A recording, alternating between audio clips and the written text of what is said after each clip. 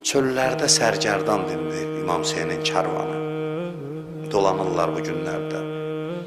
Bizi oyatmaq üçün gəlib. Yenə də növbəti il. Bu göz yaşı içəri aparan yoldur.